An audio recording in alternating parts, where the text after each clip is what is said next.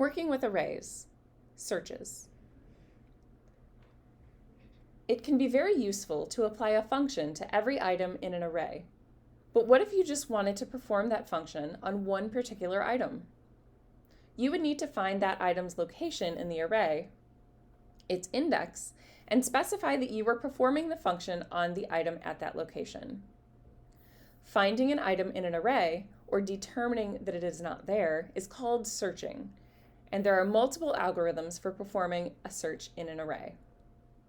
Thinking back to the book collection, imagine someone wanted to borrow your copy of Pearls of Arakan. If the books weren't organized according to a system, they could read each title on the shelf until they came to the book they wanted. In programming, this is called a linear search, so looking at every single book until you find the one you're looking for. This is called a linear search because each item is checked in turn to see if it's true for the search value.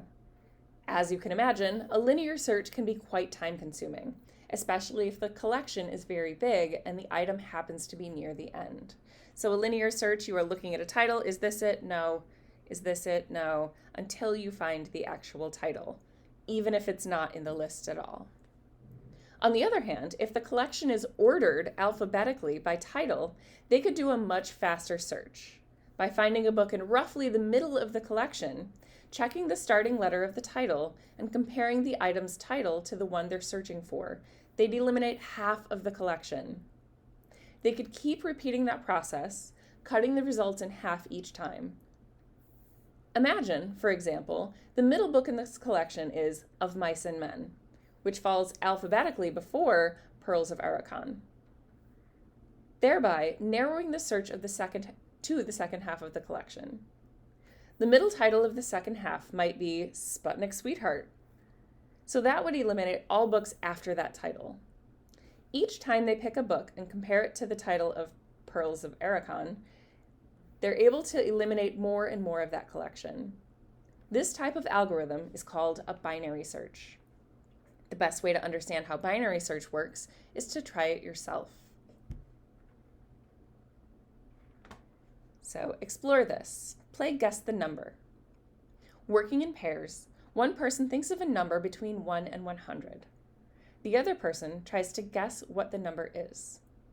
With each guess, you're allowed to give feedback. Too high, too low, or that's it. What was your strategy for finding the number? How many guesses did it take? What is the maximum number of guesses you would need to guess a number between 1 and 100? For a number between 1 and 100, it should take at most 7 guesses to find the number. With twice as many numbers between 1 and 200, it only requires 1 additional guess. The first guess would narrow the possibilities down to 100 numbers.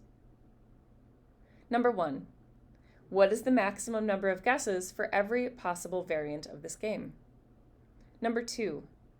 Binary searches are more efficient than linear searches, especially with large amounts of data, but require that the data be in a sorted order. Can you think of any types of values that wouldn't lend themselves to a binary search?